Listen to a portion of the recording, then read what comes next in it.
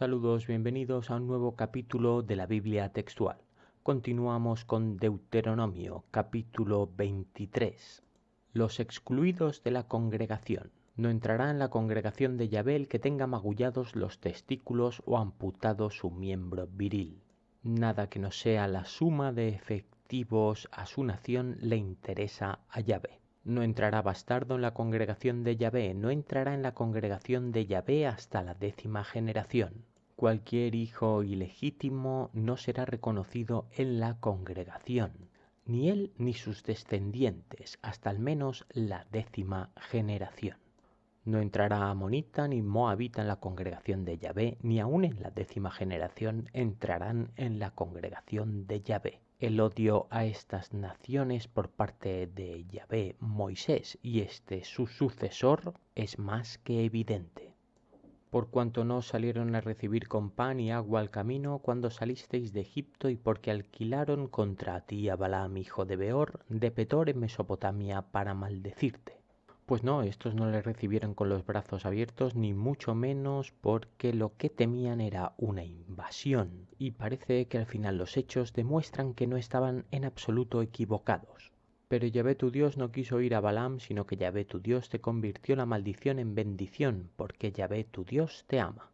Esta conversión milagrosa de maldición en bendición, para los que no lo hayan leído, les recomiendo que vayan al capítulo, creo recordar que se llamaba, de Baal Peor. Este amor de Dios al que se refiere aquí ocasionó que fueran ejecutados, si no me traiciona la memoria, cerca de 30.000 después del primer lanzazo por parte de uno de los sacerdotes a uno de los traidores que se estaba acostando con una mujer moabita. Nunca procurará su paz ni su bienestar en todos sus días. Como ya hemos podido comprobar anteriormente, el significado de paz no tiene nada que ver con nuestro concepto actual. Paz es aceptar el pacto de cada Dios. El pacto con cualquier otro que no sea Yahvé queda terminantemente prohibido. No abominarás al edomita, pues es tu hermano. No abominarás al egipcio, porque extranjero fuiste en su tierra. Fue en esta tierra de Edom donde se instaló antiguamente Esaú, según el Génesis. Estos son considerados parientes, por tanto a estos les respetaremos. A los egipcios también, aquí dice, por agradecimiento de haber sido extranjero. Curioso que ya no diga por agradecerle que fueron esclavos, tal vez no lo fueron jamás. Aunque sospecho de que la causa real sea por prudencia de no enfrentarse a un imperio tan poderoso como el egipcio. Los hijos que nazcan de ellos en la 3ª generación podrán entrar en la congregación de Yahvé. La congregación a la que se refiere opino que es la del pueblo de Israel, los elegidos de Yahvé. Por tanto, estas condiciones han sido modificadas de las originales dictadas por Yahvé Moisés, en la que se nos aseguraba que todo aquel que conviva con nosotros y acepte cumplir las leyes dictadas aquí, sería aceptado y tratado como cualquier otro tras su circuncisión obligatoria. Una vez más, el autor del Deuteronomio modifica a su interés la divina palabra de Yahvé. Leyes sanitarias. Cuando salgas a campaña contra tus enemigos te guardarás de toda cosa mala. De momento, sin más descripción, solo podemos entender que te guardarás de todo aquello que no te esté expresamente permitido por la ley. Si alguno de los tuyos queda impuro por lo que sucede de noche, saldrá del campamento y no entrará en él. ¿Qué sucederá de noche en un campamento de soldados?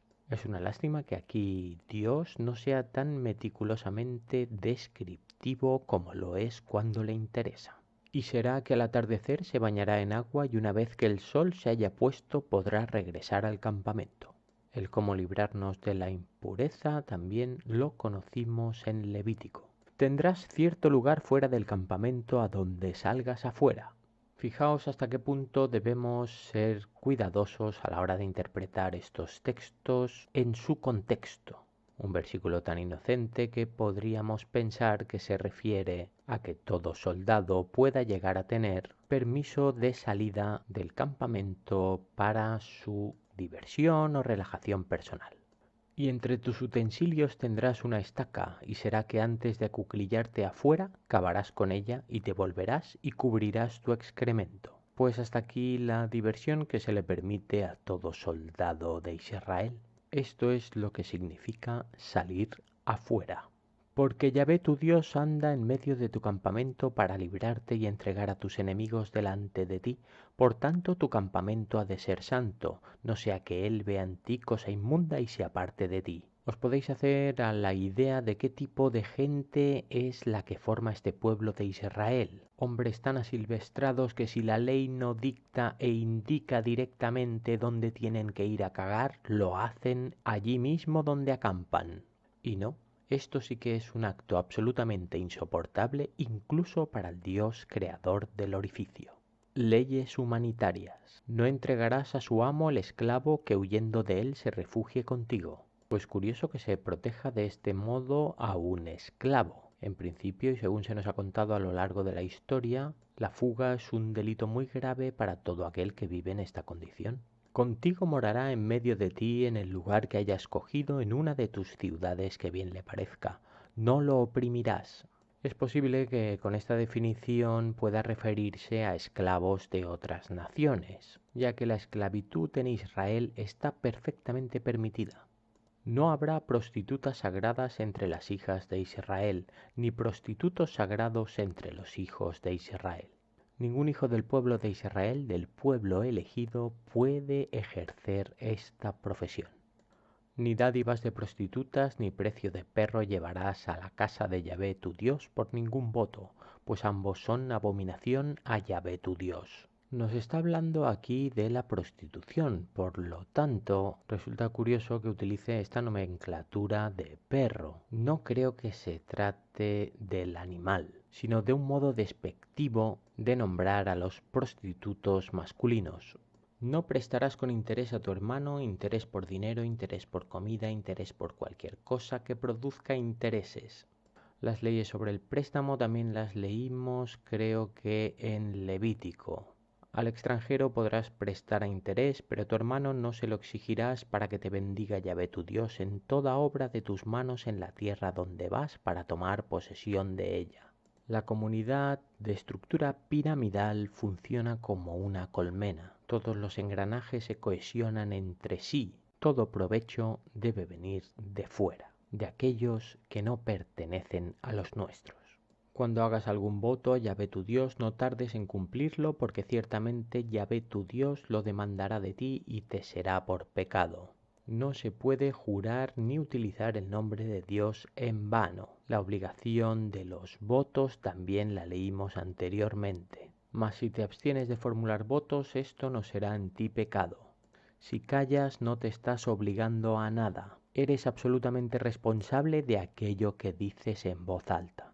Pero lo que salga de tus labios lo guardarás y cumplirás conforme prometiste a Yahvé tu Dios, pagando la ofrenda voluntaria que prometiste con tu boca. Lo que se promete en nombre de Yahvé debe cumplirse, no existe opción a retractarse. Esto reconozco que nos podría venir incluso bien en nuestros tiempos. Cuando entres en la viña de tu prójimo podrás comer las uvas que desees hasta saciarte, pero no las pondrás en tu cesto. Hacerlo significaría robar, y eso está terminantemente prohibido y penado. La necesidad, en cambio, se comprende, y la ayuda al prójimo, mientras sea de los nuestros, si no ya no sería prójimo, es obligada, una norma más de cohesión social. Cuando entres en la mies de tu prójimo podrás arrancar espigas con la mano, pero no meterás la hoz en la mies de tu prójimo. Exactamente igual que en el versículo anterior, aunque lógicamente el trigo no nos lo podemos comer directamente. Seguimos determinados a avanzar y terminar este libro Deuteronomio, agradeciendo la paciencia de todos los que nos siguen. Un saludo.